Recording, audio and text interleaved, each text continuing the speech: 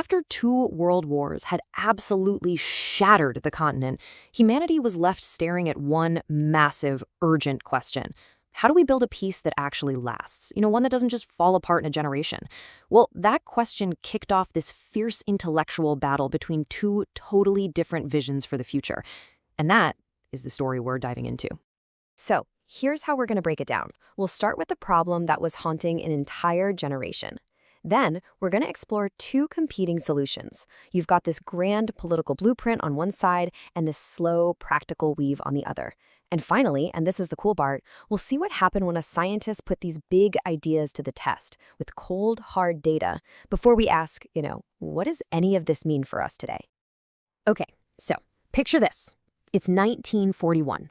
From a prison island, two Italian anti-fascists, Spinelli and Rossi, are looking out at a continent that is just tearing itself apart. And right there, they write this manifesto.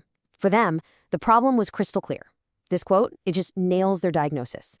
The very idea of absolute sovereignty, this idea that a nation has total, unchecked power within its own borders, that was the real engine of war. And that diagnosis, well, it leads directly to this one single, overwhelming question. This wasn't some academic debate club, right? This was an existential crisis. The old way of doing things had failed, spectacularly. Something new had to be tried. But what? What could possibly work?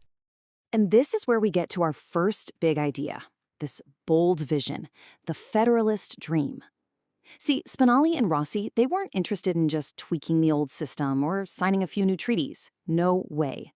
They believed this moment of total crisis demanded a revolutionary leap of faith. So here's the absolute heart of their argument. You can't cure the problem of war by just tinkering with the nation-state system, because the system itself is the disease. Just constant jockeying for power, for resources, for living space, they argued that was just a natural, unavoidable result of carving the world up into these separate sovereign countries. So if the disease is that radical, the cure has to be just as radical, right? Their answer: get rid of the nation-states of Europe altogether. Just replace them with one single federal state.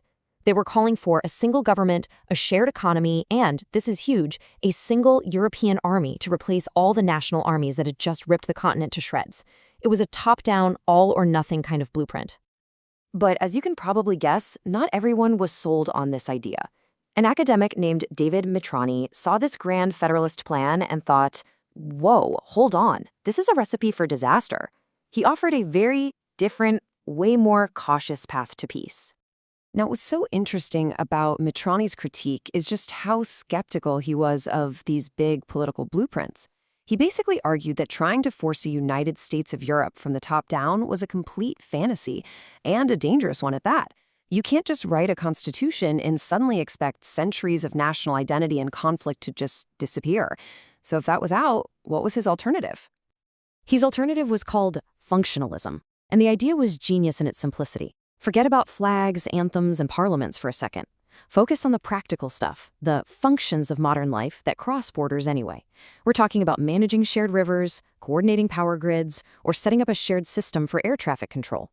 The idea was that by weaving nations together with thousands of these little practical threads, you'd slowly create this web of interdependence so dense that war becomes, well, not just illogical, but physically impossible to wage.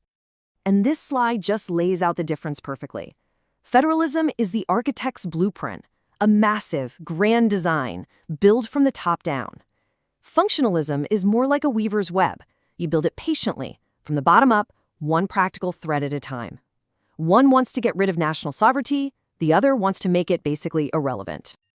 Okay, so we have two powerful theories, right? The blueprint versus the web.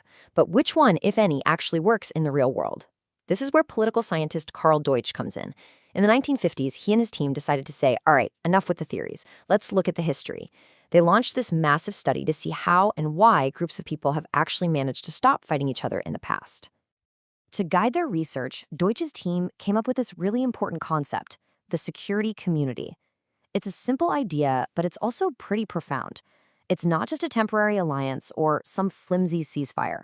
A security community is a group of states or peoples where war has become genuinely unthinkable as a way to solve problems. That was the end goal they were looking for. And what they found is that history shows two different ways you can get there. The first path is amalgamated, which is pretty much the federalist dream we talked about. Separate states formally merge into one bigger country, like how the United States was formed. The second path is pluralistic, and this is where countries stay legally separate, but they become so tangled up that war between them, think the US and Canada today, is just completely off the table. This simple table from their research really shows you the framework. You can have integration that works and creates a real security community, like the USA. Or you can have integration that totally fails, like the Austro-Hungarian Empire, which just collapsed into war. So, what was the magic ingredient? What made the difference between success and failure? So, what did Deutsch's deep dive into history actually find? Well, the answers were not what a lot of people were expecting. In fact, they kind of challenged both the Federalists and the Functionalists. First off, the data just busted some really popular myths. It turns out there was no clear evidence that just having more trade or better phones automatically leads to peace.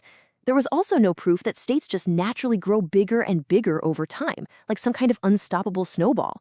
And, maybe most surprisingly, just being afraid of war wasn't actually the main reason most successful unions happened. So if all those common ideas were wrong, then what was right? Well, this is what Deutsch discovered. For that most ambitious goal, actually merging states into one country, to have any chance of success, a whole bunch of deep social and economic conditions had to already be in place before you even thought about signing the political paperwork. And what he found was profound. A political union isn't just a document. It's the final brick you lay on a structure you've already spent a long time building. It's not about legal frameworks, it's about people. You need stuff like a mutual compatibility of main values, a basic sense that you all see the world in a similar way. You need a shared belief that everyone's going to be better off economically. And this one is so important, there had to be a big increase in political capabilities before the union. In other words, the governments involved had to get their own houses in order and prove they were competent first. You just can't build a political house on an empty foundation. You gotta lay the groundwork. Okay, so let's bring it all together. What can we take away from this whole journey through theory and history? What are the big lessons from this great debate on how to build a peace that actually sticks? It really boils down to these three perspectives, right? You have Spinelli, the idealist, who saw a crisis and demanded a bold, radical political leap. Then you have Metternich, the pragmatist, who warned against those grand plans and said, no, let's do this slow, practical thing. And then Deutsch, the scientist, comes along and shows that neither approach works in a vacuum. He's the one who revealed that any true lasting union depends on a deep sense of community that you have to build and nurture over a long, long time. And that kind of leaves us with one last question for today. As we face these huge global problems that no single nation can solve, pandemics, climate change, you name it, which path makes more sense? Do we need that radical political leap or a slow weaving of practical ties? Or are we still missing that deep cultural groundwork that Deutsch found was so absolutely essential? The answers from the rubble of the 20th century might just hold the key.